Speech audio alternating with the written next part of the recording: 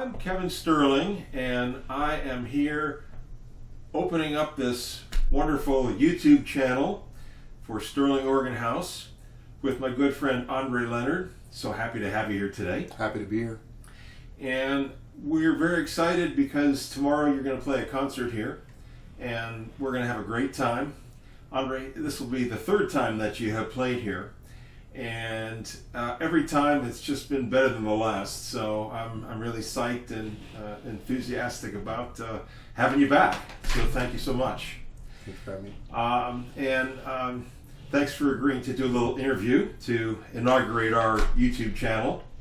What we hope to do here is have interviews with fine artists like Andre to give you a little bit of insight into your background and your musical interests and things that excite you about playing and the career that you have. So why don't we just get started? Why don't you just tell us a little bit about yourself, where you grew up, what your background is, Sure. what you'd like to share? Sure. I am a DMV native by way of Montgomery County, Potomac.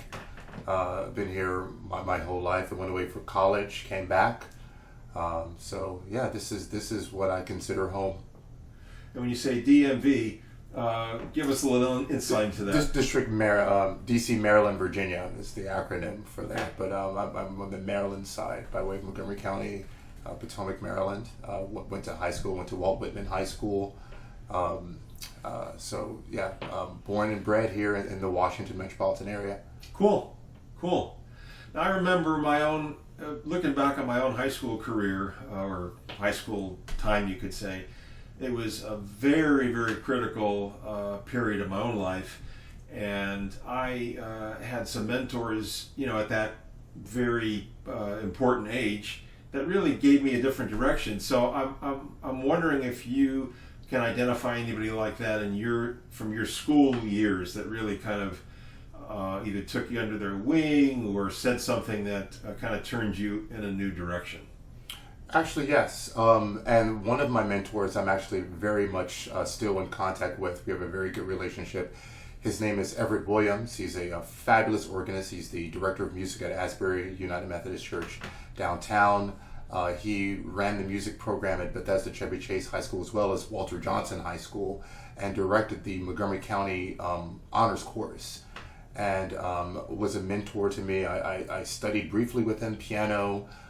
He wrote all of my recommendations for college, and to this day he still helps me out. There was a engagement that I did recently at the U.S. Capitol to unveil the new statue of Mary McLeod Bethune, and he was the person who recommended me for that particular engagement, which was awesome. was amazing. And and so he's always throwing these amazing high profile things my way, and I do appreciate that. And we still very much have a very good relationship. He's an amazing human being and one of the most fabulous musicians I know. That is so cool. Now, were you interested in music before you met Mr. Williams or not? Yes, I was. I started around 8, and I started with the trumpet first. That was my first instrument. And then from there, I started with piano lessons. And then I saw a commercial about the American Guild of Organists auditions for free organ lessons, and then a recital at the National Presbyterian. So I went and auditioned and made it and got free organ lessons and did my first organ recital at the National Presbyterian. How old were you when this happened? 14.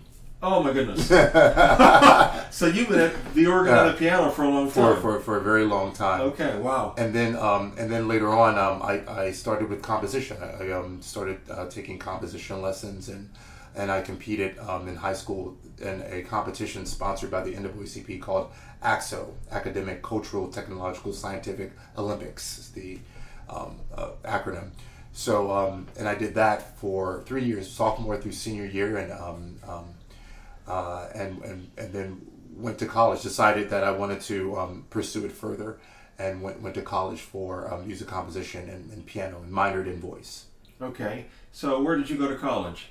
Berklee College of Music for undergrad, and I did something there, and I picked that school specifically because Boston has the music schools in Boston are connected through something called the Pro Arts Consortium. So if you go to New England or Boston Conservatory, one of the three schools, you can take courses at the other schools.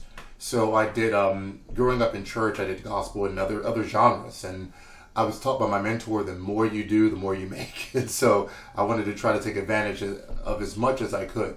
So I did the consortium through Berkeley at Boston Conservatory. I did music theater at Boston Conservatory.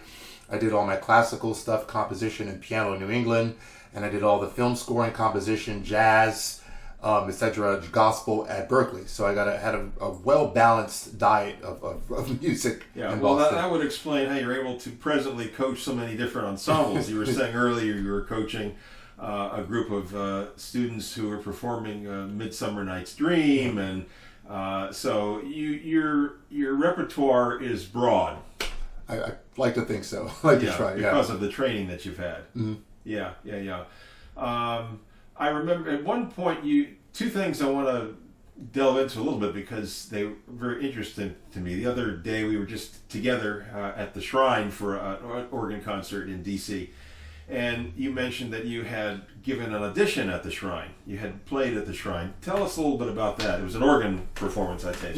Yes, it was. And this was through the American Guild of Organists during and so there were about 7 of us who got the scholarships to get organ lessons. And so there was a small recital that all the organists did at the Shrine, and this was before our major solo concerts. So this was a pre-concert before the National Presbyterian.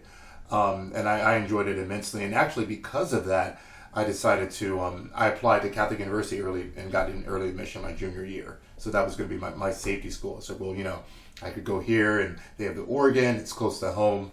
So yeah. Awesome. And so is that how you met your current teacher, Jose? I met Jose when I was working on my master's at Westminster Conservatory. Oh, okay. And so, and a funny thing, the teacher that I was studying with, to be frank, we didn't really see eye to eye. And so I would sit in on Jose's, he taught something called piano literature, and I would sit in on his classes, and I just found him fascinating.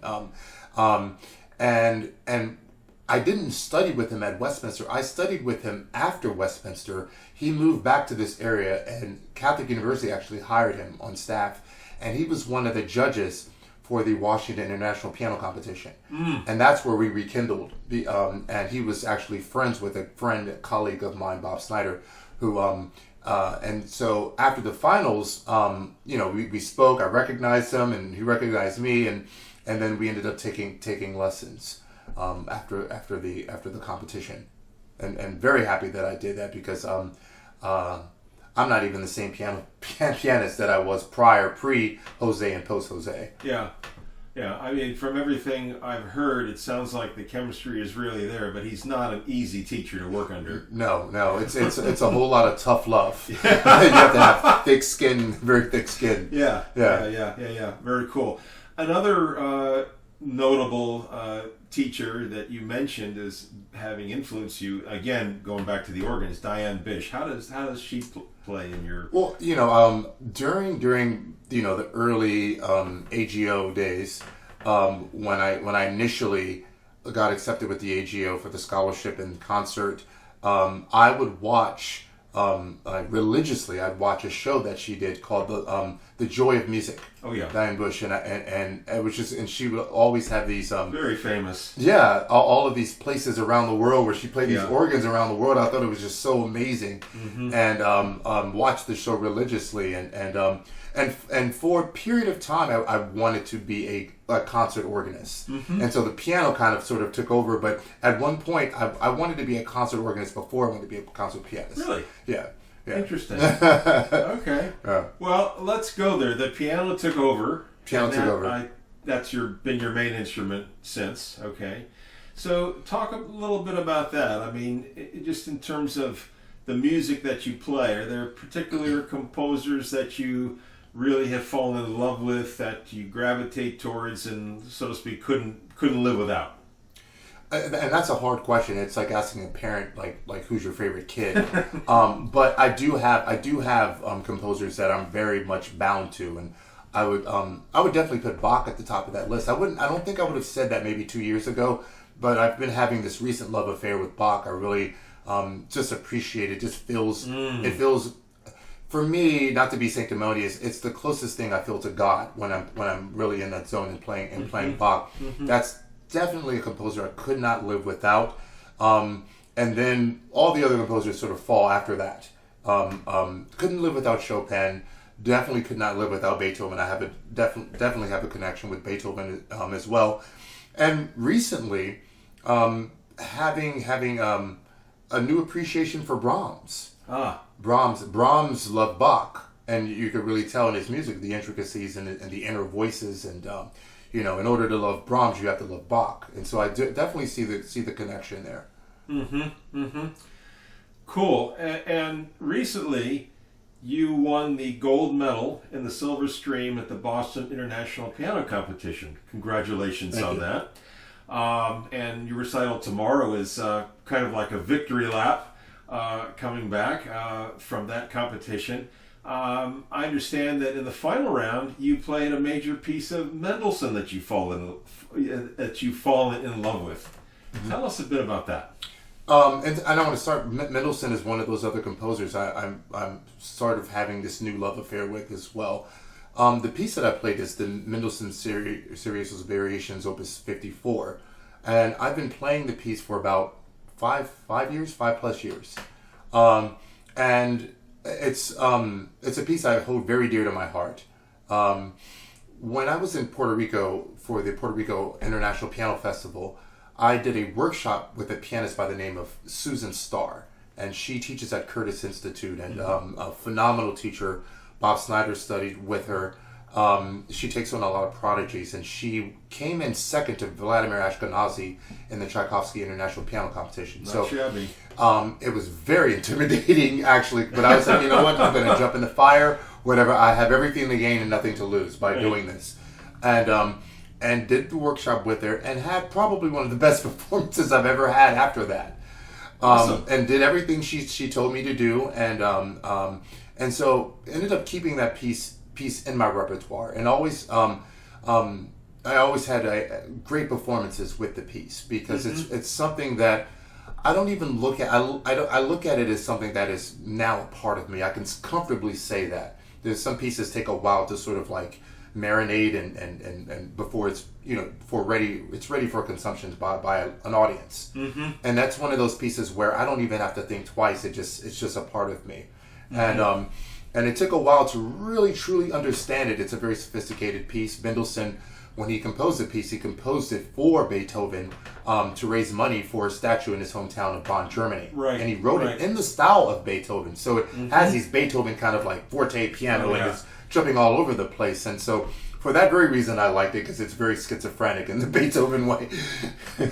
But definitely love it. And because of that, I Songs Without Words, the Prelude, and some other Mendelssohn pieces that I've been sleeping on, and it's been sort of awakened, and like, oh my God, all of this amazing repertoire that I had no idea Mendelssohn wrote. So very happy about that. I had never heard that piece before you brought it here and introduced it to me, and I've fallen in love with it. It's just an incredible piece of music, and we had the privilege of hearing. And again, I didn't know there was an organ transcription of that piece, which you also introduced me to, and we had the privilege of hearing that this past Sunday with Benjamin LaPrairie played it at the Shrine. What do you think of the organ transcription, just out of curiosity? I like the organ. The first time I heard the organ transcription, I was blown away, because this is the organ is a different instrument, and so you're able to do things with the organ that you can't do with the piano, and vice versa. But with the organ, you have the luxury of being able to change stops within the variations, and so every variation has to have a different color, a different texture. Right. And so with the organ, what's helped me was being able to hear these colors and hear the distinction between these transitions of each one of the variations. And it's helped me to interpret the piece even better by and understanding the piece better by way of hearing the organ transcription. And that's an interesting that you would say that because as I'm thinking about, I've heard you play this piece a couple of times, and that's one of the things that strikes me about your approach to it. You have a mastery of it and an ability to deliver different colorations for each of the variations that very much the organ is able to bring out. But I didn't feel anything was lacking in your performance of the piece, which is a credit to your ability to draw out those different colors. So that's really interesting, and obviously you must have felt very comfortable with it to bring it to the final round in Boston. But let's turn the coin over for a second and ask, are there any composers that you intentionally stay away from? I don't like saying that because for me, this is a perpetual learning process as a musician.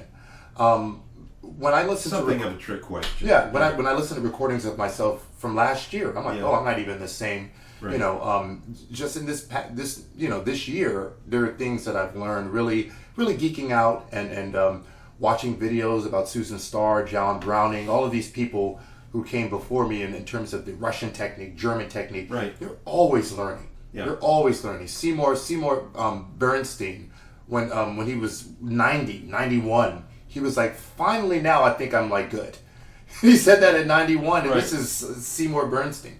Right. You know, and you know, I'm better now than ever, and I say that humbly. But it's a privilege. I'm very happy to do this, and I'm happy to always get better. I'm perpetually getting better. I'm invested in this, and the things that you can do with the piano are unlimited in terms of sounds and textures and things that you can do in the discovering something new. You know, with this, the intimacy with the instrument and discovering all of the possibilities of sounds and things and how to produce it, and truly understanding how the body and gravity works with this instrument. It's really unlimited. Mm-hmm. So staying with that, you know, and the changes that you're alluding to, how has your style of playing evolved over the years? How would you say? So you've been playing a very long time. Yes, I can say that with maturity as an artist, I've fallen in love with more of the lyrical pieces. I've learned, and I think that's from maturity. You know, understanding, you know, how the audience works. Beethoven, there's a quote that Beethoven says that I absolutely love. He says, mistakes are insignificant, but to play without passion is inexcusable.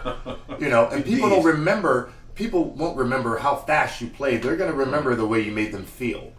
And that's more important. You know, you can get more of a reaction out of an audience from playing something lyrical than playing some bombastic piece that's like, you know, some Yu Zhao Wang kind of athletic kind of thing, and then you're out of breath, and then the audience isn't even edified. Yeah, yeah. And you could play a lyrical piece, some Debussy or something, or Liszt or something, and they're overcome with tears. Mm-hmm.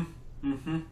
Yeah, absolutely. And I remember we had this conversation on Sunday about a calisthenic approach to playing, which drew a kind of a big reaction out of you that's not what it's all about. So kind of the opposite of this lyrical approach that you're describing now. So looking ahead, I mean, have you thought about where you would like to be in, say, 10 years in your musical career? I mean, you do a lot of things. You are a concert artist. You also recently took the position of director of music at Kettering. Tell us a little bit about that. At Kettering in Upper Marlborough. So you do that. You have private students. You direct a number of choirs. So you have a very diversified musical life. Is that something that you foresee continuing over the next 10 years? Or do you have designs to focus more on the piano or more on your church career? Kind of bring it together for us and looking to the future. I can't say I do have some goals, some more compositional goals for the near future. Some projects that I've been working on. I do want to write a piece about Mary McLeod Bethune, and I think and this is something that I decided to do before I was hired as the pianist music director for the unveiling of her statue. I think she lived a very extraordinary life. This is someone who was born 10 years out after Reconstruction, after slavery, after Reconstruction, and in abject poverty, managed to start a school with $1.50. That's now a prominent HBCU. She was the highest ranking member in the government in 1936, an advisor to 3 presidents, one of the founding members of the UN.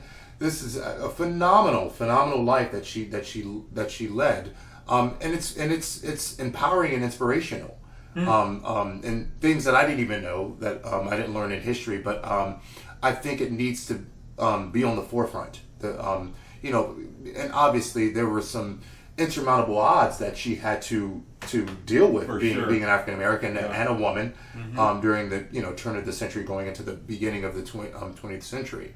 And so I think the world needs to know this, and I think two wonderful mediums that you use to educate people: satire, comedy, and then music. These are 2 very powerful tools to educate people. So, is there an opera in the works? That's it is in the works, and we haven't actually talked about it. But I spoke with some of at the event. I spoke with the chairman of the Black Caucus, as well as some congressmen and board of directors at Bethune-Cookman, and they're all for me writing this opera. So I'm happy to have the support of basically the extended Bethune, some of her family members as well. Right. That's really awesome. We'll look forward to continuing to hear about that. Okay, and in the meantime, you have a performance coming up at the Kennedy Center. I do, and this is something that's been on my bucket list. I am a huge fan of Leonard Bernstein. Just the way his mind works and how his approach to music, I try to imitate that the best way I can. And one of the main things that he stresses is studying the score away from the instrument, and that's proven to be so invaluable, because I've looked at pieces that have been in my repertoire for some time, and I'll go back and look at the score and be like, oh my God, this is something that I've totally missed, a sforzando or something, a crescendo or a fermata or whatever.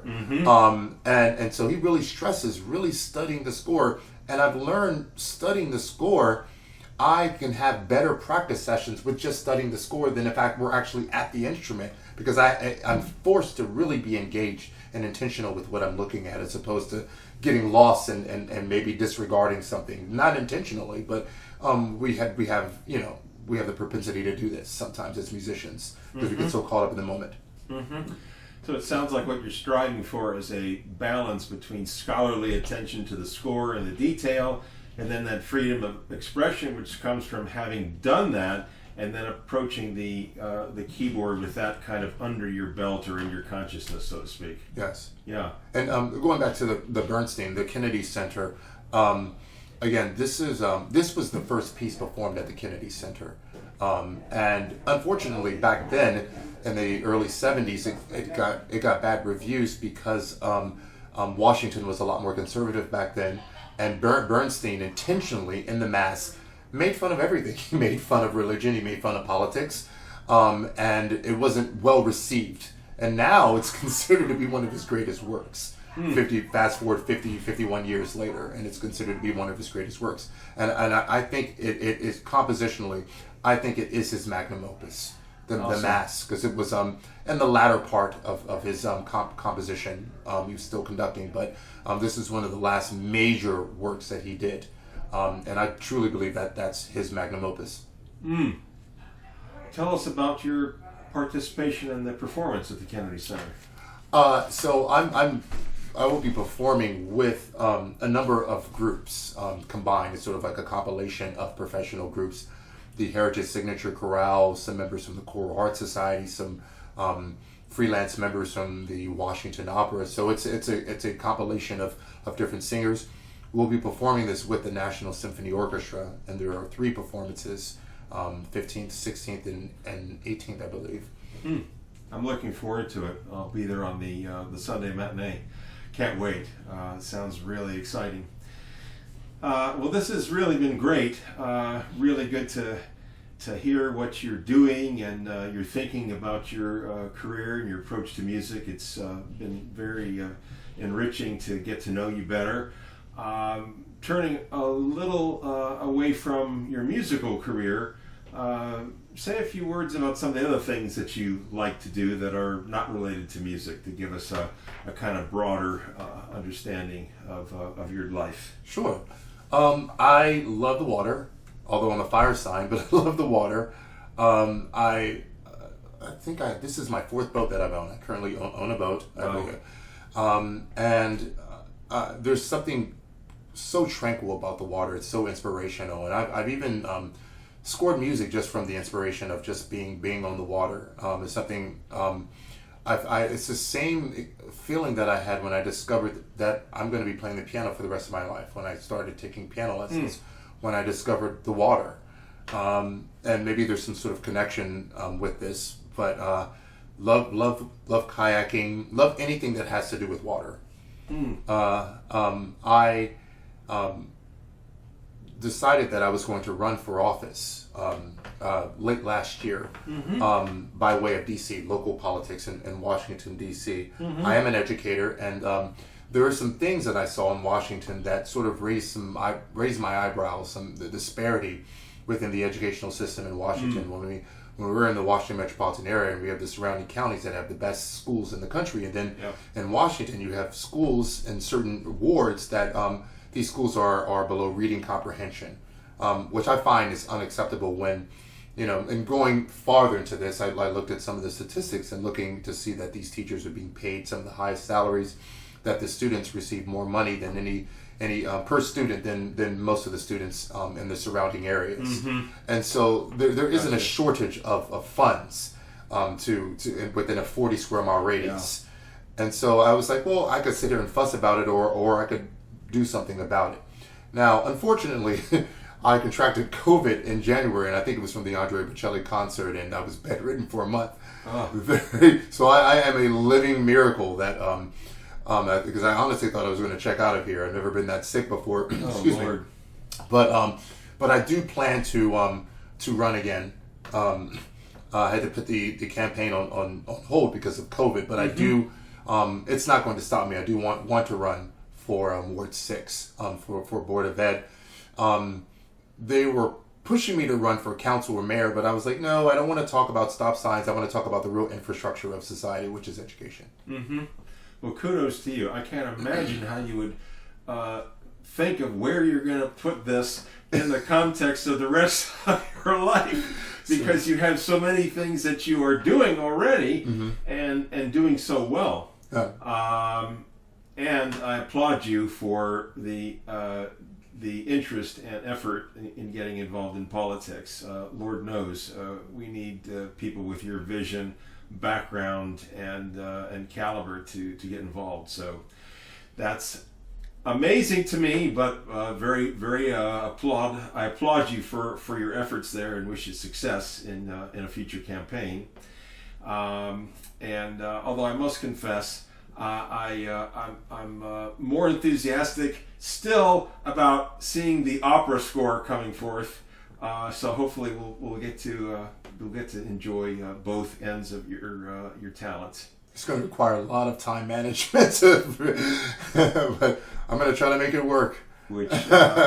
Which makes me all the more grateful that you've taken time out to come to offer this interview and to perform the concert tomorrow afternoon for us. So thank you very much. It's been a real pleasure. Thank you. Awesome.